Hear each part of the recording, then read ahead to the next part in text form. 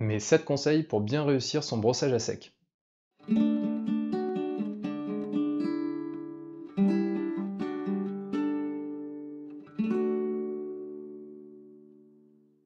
Salut les copains, aujourd'hui on est au 6e jour du challenge confinement et on va parler brossage à sec. Vous avez été plusieurs à me le demander, à savoir exactement comment on doit procéder. Alors j'ai décidé de pas forcément vous montrer un pas à pas du brossage à sec, mais plutôt de mettre en évidence ce qu'il faut faire et ce qu'il faut pas faire. Du coup, via 7 conseils que je vais vous donner dans cette vidéo. Donc c'est parti. Conseil numéro 1. Alors pour mon premier conseil, je sais pas si tu te rappelles, mais on a vu ensemble il y a quelques jours comment fabriquer une palette humide.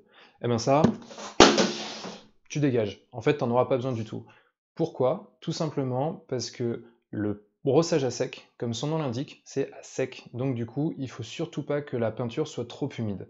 Sinon, elle va couler et donc on va pas avoir le rendu escompté. C'est pour ça qu'aujourd'hui, je te conseille plutôt de prendre ce type de palette, c'est-à-dire un peu n'importe quoi. Donc moi, c'est un bout de carrelage. Toi, tu prends exactement ce que tu veux. Ça peut être simplement une assiette, ou enfin bref, un peu n'importe quoi. Mais en tout cas, moi, je te conseille de ne pas utiliser la palette humide, parce que sinon, ça va être plus compliqué. Conseil numéro 2. Et pour mon deuxième conseil, on va parler de pinceau. Et ouais, parce que tu peux pas faire ça avec n'importe quel pinceau. Ou en tout cas, moi, je te le recommande pas. Alors, déjà, la première chose qu'il faut vraiment pas faire, c'est faire ça avec tes pinceaux, les meilleurs pinceaux que tu aies, par exemple comme celui-ci qui a une bonne pointe. Franchement, si tu fais ça avec ça, tu vas le flinguer en 2 secondes, tu vas bousiller la pointe. Honnêtement, c'est vraiment pas un conseil. Ensuite, le deuxième type de pinceau que tu pourrais avoir, c'est celui-ci. En gros, c'est un vieux pinceau comme celui que je viens de te montrer. Alors oui, la pointe, elle est pas très bonne, mais honnêtement, la forme est pas idéale. Moi, je te conseille de garder ça plutôt pour du soclage ou des trucs comme ça. Si tu veux un bon pinceau pour faire du brossage à sec, je te recommande de partir sur ce type de pinceau. Un pinceau brosse, tête plate, et ça, pour le coup, je pense que c'est vraiment l'idéal. Pourquoi? Tout simplement parce que quand tu vas peindre, cette brosse qui est plate va venir perpendiculairement par rapport au volume que tu veux peindre en brossage à sec, et donc du coup, c'est ça qui va permettre de faire le taf super facilement. Conseil numéro 3. Mon conseil numéro 3, c'est toujours sur les pinceaux, mais cette fois-ci c'est sur les poils du pinceau et non plus la forme. On a vu dans ma vidéo précédente sur les pinceaux que justement il y avait plusieurs formes, mais il y avait aussi plusieurs textures, plusieurs duretés de poils sur le pinceau. Typiquement, là, on a 2 pinceaux brosses. Celui-ci a des poils qui sont plutôt rigides, c'est-à-dire qu'on sent une bonne résistance quand on vient appuyer dessus, alors que celui-ci, hop, les poils sont vraiment tout mous, tout flexibles. Et ça, c'est en partie dû au fait que celui-ci a des poils qui sont plus longs que celui-là. Ce qui fait que quand on va venir faire son brossage à sec, si on utilise celui-ci, on va avoir un moins bon contrôle et la souplesse va faire qu'on va peindre une plus grande zone et que ça va plus facilement se glisser dans les creux. Or, c'est exactement ce qu'on cherche à éviter. Donc moi, je te conseille un pinceau tête plate en brosse comme ça, avec des poils qui sont plutôt durs, plutôt rigides. Voilà, c'est le mieux. Conseil numéro 4.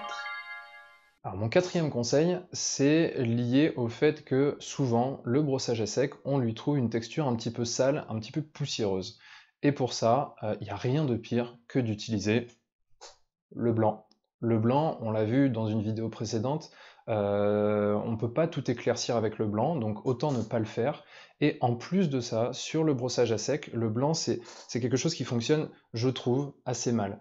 Le blanc, ça a déjà de base une texture un petit peu poussiéreuse, c'est des pigments qui sont un peu épais, et donc du coup, le brossage à sec ne fait que renforcer cet effet. Donc là, je vais te montrer tout de suite la différence entre un éclairci, entre un bleu très clair et le blanc, et tu vas voir, franchement, on voit la différence, quoi. Alors pour illustrer mes propos, j'ai peint les ailes de ce Pégase, enfin le dessous des ailes du Pégase, avec 2 recettes différentes.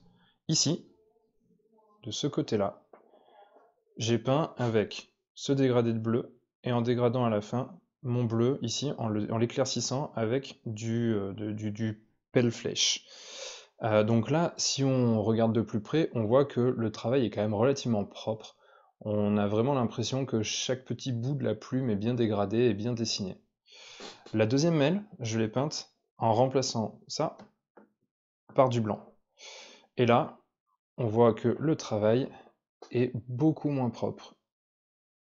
Il est beaucoup moins dessiné, le rendu est beaucoup moins joli à l'œil en fait, et quand on compare les deux, Alors je ne sais pas si on va le voir de si loin, mais voilà, on voit que notamment ici, sur le bout, là et là où j'ai éclairci le plus, ce côté-là est quand même vachement plus propre que ce côté-là. Donc, conclusion, moi j'utilise pas de blanc. Conseil numéro 5. Alors pour mon conseil numéro 5, je vais faire un petit rappel de ce que j'avais dit dans ma vidéo précédente concernant le sujet est-ce qu'on peut tout éclaircir au blanc. À l'époque, j'avais dit que quand on voulait et qu'on n'avait pas des teintes qui permettaient d'éclaircir, on pouvait passer des glacis de blanc et ensuite on pouvait repasser des glacis de la couleur dont on est en train de faire le dégradé pour recolorer légèrement le blanc et avoir quelque chose de propre. Et bien pour le brossage à sec, c'est pareil, on peut améliorer le rendu en venant passer un glacis ou un lavis en fonction de ce qu'on cherche. Là, on sera plutôt sur du lavis parce qu'on veut accentuer les ombres. Et donc, du coup, en venant passer un glacis ou un lavis, on va vraiment arriver à avoir un rendu qui est beaucoup plus propre. Alors là, pour l'exemple, j'ai fait un shade avec le shade bleu et le Nuln Oil de Citadel sur l'aile que j'avais peinte précédemment. Et on voit ici, ici, voilà, on voit bien que sur les 3 premières plumes, 1, 2, 3, le brossage est mieux dessiné, les contrastes sont plus importants. Voilà, on va chercher plus loin dans les ombres. Et donc du coup, on a une définition de la surface qui est plus intéressante. Conseil numéro 6. Alors mon conseil numéro 6, c'est que le brossage à sec, c'est cool, c'est quelque chose qui va nous permettre de définir des lumières et de révéler des volumes assez facilement et assez rapidement. Par contre, ça ne s'utilise pas sur n'importe quelle surface. Pour moi, ça ne doit s'utiliser que sur des surfaces qui sont vraiment texturées. Pourquoi? Tout simplement parce que le brossage à sec, comment ça fonctionne? On a un pinceau qui est très déchargé en peinture et qui va venir révéler les volumes en caressant, on va dire, les reliefs. Donc si on prend une surface qui n'a pas de relief, par exemple comme une cape qui est très lisse, ou un tissu d'une manière générale très lisse, ça va vraiment pas ressortir, tout simplement parce qu'il n'y a pas de relief, donc il n'y a rien pour que la peinture, le peu de peinture qui est chargé dans le pinceau, vienne s'accrocher.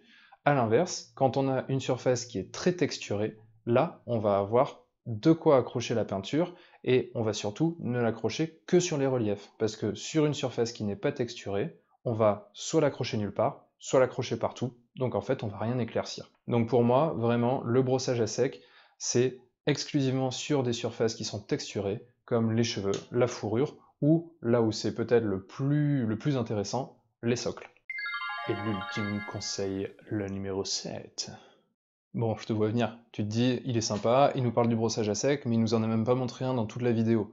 Eh bien en fait, c'est sur ça que va porter le 7e point. On va voir comment l'appliquer exactement, et mon conseil en général pour ça, c'est de bien décharger son pinceau. Comme je l'expliquais juste avant, le fait est que le brossage à sec, c'est une technique pour venir poser très peu de peinture seulement sur les reliefs. Si ton pinceau est trop chargé, honnêtement, ça ressemblera à rien. Par contre, il vaut mieux avoir un pinceau qui est peu chargé et passer plusieurs passages plutôt que d'avoir un pinceau qui est trop chargé parce que tu vas tout ruiner le travail que tu as fait avant si du travail t'en as fait avant, quoi. Donc on va regarder tout de suite comment on fait. Donc on va commencer avec le brossage à sec qu'on va réaliser sur la côte de maille ici du Pégase, ce qu'on voit là, la partie en bas. Alors on va faire une petite checklist avant, comme ça fait un petit récap de tout ce qu'on s'est dit depuis le début de la vidéo. Donc pas de palette humide, pas de palette humide. Un pinceau plat, c'est bien un pinceau plat. Bon, là on le voit pas très bien, mais en vrai c'est un pinceau plat. Des poils pas trop longs, des poils pas trop souples. Donc là on est exactement sur ce qu'on se disait tout à l'heure.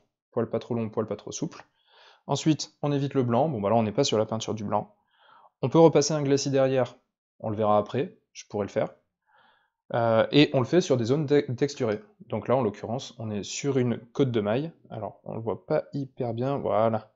Là, la côte de maille, typiquement, enfin, c'est clairement ce sur quoi on va souvent passer des brossages à sec. C'est-à-dire que là, on va pas s'embêter à faire chaque anneau au pinceau à la pointe fine, quoi. On va faire un brossage à sec, point. Donc du coup, la peinture qui est ici, cette petite tache là, hop, je vais en prendre, ça sert à rien d'en prendre beaucoup, j'en prends vraiment un tout petit peu. Et là, la plus grosse bêtise, ça serait de venir le passer comme ça. Alors, je vais montrer ce qu'il ne faut pas faire d'un côté, par exemple ici, Si on le prend et qu'on vient l'étaler tout de suite, sprouch. Là, je m'en fous si je dépasse, hein, c'est pas le souci, mais ce que je veux montrer, c'est ça. Alors là, on voit pas hyper bien. Mais si on en met trop, on voit bien que ça remplit les creux. Et c'est exactement ce qu'on veut pas faire. Parce que là, on voit bien que c'est pas du tout dessiné. Donc, ce qu'on doit faire, c'est, je recommence, on prend un petit peu de peinture, hop, on vient l'essuyer sur son sopalin.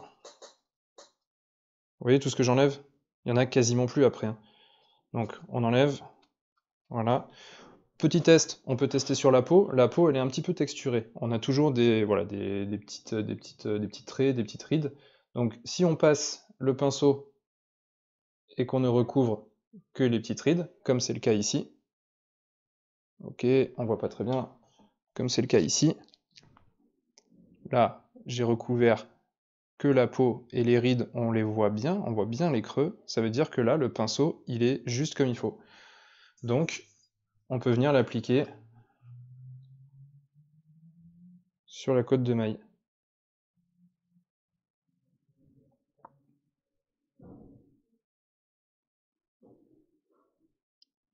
Comme je disais, il ne faut pas hésiter à faire plusieurs passages. Là, par exemple, ici, avec ce passage, on est encore très sombre. Moi, là, je veux quelque chose de très pétant. Et ben, c'est pas grave, je fais un deuxième passage. Mais l'important, encore une fois, c'est que la peinture ne tombe pas dans les creux. Donc, je refais la même chose, j'en reprends, j'essuie la majorité, et je viens réappliquer sur ma cotte de maille. Et là, tadam, on a bien notre cotte de maille avec chaque petit trou bien dessiné, avec chaque trou qui est bien sombre, bien noir, et la cotte de maille qui ressort. Là, je vais mettre un coup de sèche-cheveux, et je vais même passer un coup de lavis pour vous montrer que ça fait ressortir encore plus. Alors là, je viens d'appliquer mon lavis, et du coup, pour essayer de garder le maximum d'éclaircie de mon brossage à sec, ce que je vais faire, c'est que je vais prendre mon pinceau bien sec, et je vais le passer délicatement comme ça sur les reliefs, ce qui fait que ça va repousser le lavis dans les creux, et ça va permettre de garder un max d'éclaircie, là en l'occurrence de brillance puisqu'on est sur du métal. Et voilà. Et là, le brossage à sec, pour moi, il est fini. Et voilà pour ces 7 points concernant le brossage à sec. J'espère que la vidéo t'aura plu, j'espère que maintenant tu maîtrises le brossage à sec comme personne. Si c'est le cas, si tout ça, ça te plaît, n'hésite surtout pas, encore une fois, à mettre le petit pouce vers le haut, à partager la vidéo parce que bien évidemment c'est ce qu'il y a de plus important pour la chaîne, à t'abonner pour pas louper les prochaines vidéos. Je t'invite également à aller voir le blog apprendre la peinture sur figurine.com. J'y ai plein d'articles sur la peinture sur figurine en général, sur le matériel, sur les techniques.